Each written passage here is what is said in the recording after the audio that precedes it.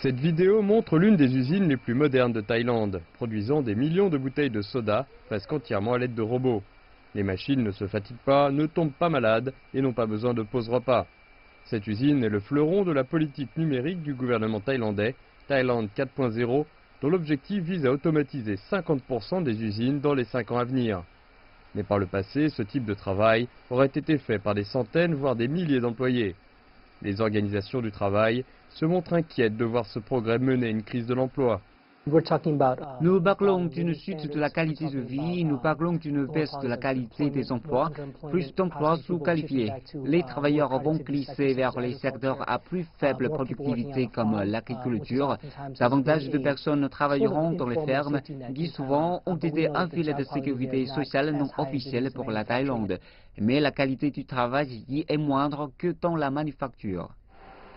La Thaïlande possède une main-d'œuvre se montant à 38 millions de personnes, parmi lesquelles 17 millions ne sont pas qualifiées et 6 millions sont semi-qualifiées, ce qui signifie que plus de 23 millions de personnes risquent de perdre leur emploi aux dépens de l'automatisation. La situation est semblable à travers toute l'Asie du Sud-Est. Les usines robotisées ont également été introduites au Cambodge, aux Philippines, au Vietnam et en Indonésie. Ces pays ont prospéré et attiré des investissements grâce à leur main-d'œuvre bon marché. Mais si la main-d'œuvre n'est plus requise, cet avantage se perd. Les organisations du travail avertissent ces pays que les endroits où les emplois peu qualifiés étaient facilement disponibles pourraient devenir des lieux de chômage de masse. Pratiquement tous les emplois peu qualifiés pourraient être automatisés.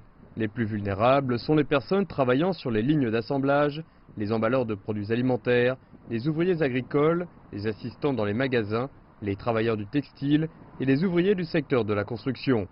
Selon cette chercheuse, les travailleurs déplacés auront besoin de la protection de l'État. Il faut que le gouvernement leur fournisse des aides sociales ou un revenu minimum universel. Peut-être qu'il faudra collecter une taxe liée à l'automatisation de la part de ceux qui vont bénéficier de ces nouvelles technologies, afin qu'ils aident ceux qui vont en être les perdants.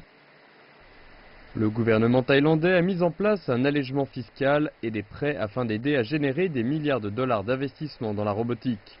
Il considère que le pays a besoin de se moderniser pour rester compétitif.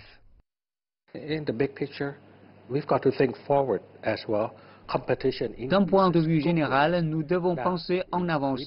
La concurrence s'accroît au niveau mondial et si nous n'évoluons pas, si nous n'intégrons pas les nouvelles technologies, au final, tout le monde en sera affecté, quel que soit le secteur et le niveau du travail. Donc si nous commençons à répondre très tôt à ce défi et à mettre en place différentes mesures, je pense que ce sera la bonne manière d'avancer.